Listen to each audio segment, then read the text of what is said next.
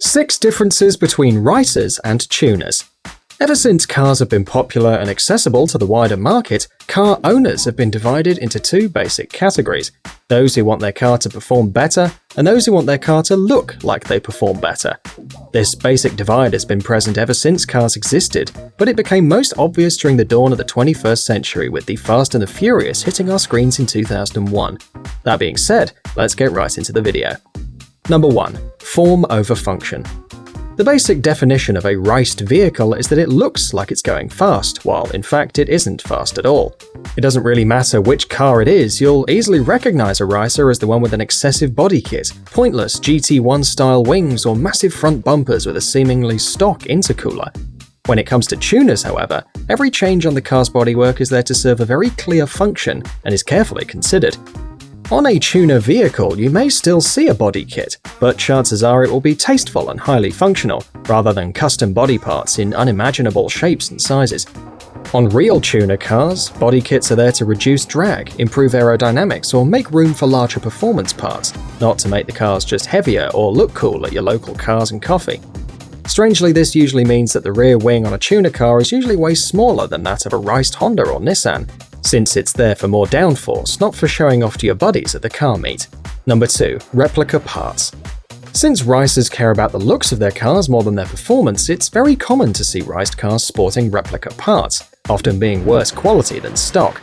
Tuners tend to take their mods seriously, for example high-spec wheels, as they serve an important purpose in improving performance during high-stress driving.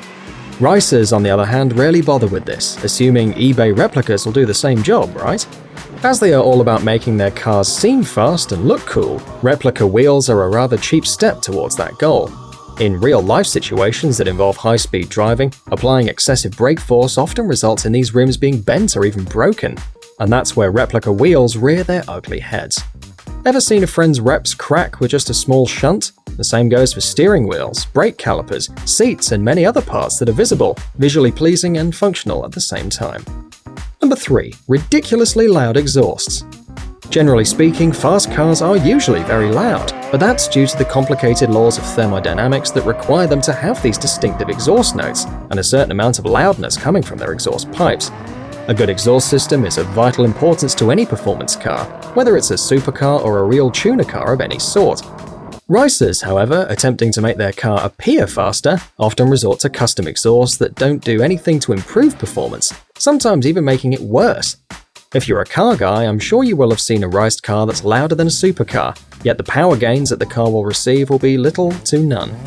If you want to scream racer, put a fart can on your otherwise stock 4-banger and call it a day.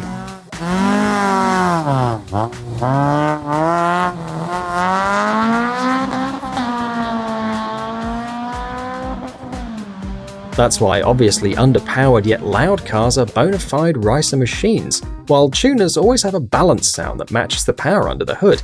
It's quite simple. A loud exhaust doesn't make a car go fast, but a fast car usually makes the exhaust go loud. Number 4. Fake stickers. One of the cheapest and most popular racer modifications is covering your car with excessive stickers or optimistic badges. Ever seen a BMW 318i with an M logo on the back? Or perhaps a poverty-spec Mercedes diesel with an AMG badge? Well, that's exactly what I'm talking about right here. Occasionally, you will see a car that has the original badges removed altogether, claiming an entry-level 3 Series is now an M3. An easy way to tell a raced car from a tuned car is if it has badges of a high-performance model on the back, yet no matching power or performance under the hood. Secondly, raced vehicles often have stickers of various brands associated with tuning, but with no actual parts being installed anywhere in the car. Favorite places of these stickers are usually on the doors, front or rear wings, but you're also very likely to see them anywhere else too. Some racers will go so far with the sticker bombing that they'll replicate a whole livery, but that won't make the car go faster either. Tuners, on the other hand, often prefer making their cars as stealthy as possible, so excessive badging is not a thing you'll see on these modified cars, unless there's an actual sponsorship deal between the company and the owner of the project car. Remember, with tuners, it's always about being functional rather than just showing off. Number 5. Audio systems. No matter what the Fast and Furious and Need for Speed franchises say, a tuner car doesn't need to have a complex audio system in the trunk. To be more blunt, a tuner car rarely, if ever, should have a complex audio system in the trunk. The reason behind this difference between ricers and tuners is quite simple, because audio components are heavy, they require a lot of space, and there's no way they can make a car go any faster. That's what engine mods are for, and that's why you'll rarely ever see a tuner car with a trunk full of speakers, TV screens, or even worse, games consoles. Ever watch Pimp My Ride? Ricers, on the other hand, don't seem fussed about performance, so it won't be unusual to see these cars equipped with elaborate entertainment systems that only add to the weight and the noise of their already deafening fart cans. Number 6. Oversized Wings. Finishing off this list is a ricer favorite. A lot of people would say that the way to tell a ricer from a tuner is if his front-wheel drive car has a spoiler on it. That's not actually true, however, as downforce is often required for rear-wheel grip, not just traction. That's not to say that ricers get it right, though. Most riced cars have a wing so large that it likely causes drag rather than downforce, and rarely are they capable of reaching speeds in which downforce is even a relevant factor. Tuners use wings to carefully calibrate their driving dynamics, increasing high-speed stability or mid-corner traction. Large wings usually have a trade-off, which ricers rarely consider. If you want to improve the way your car looks, why not just add a small lip spoiler at the back? The effects will be barely noticeable, and your vehicle's appearance will be improved dramatically.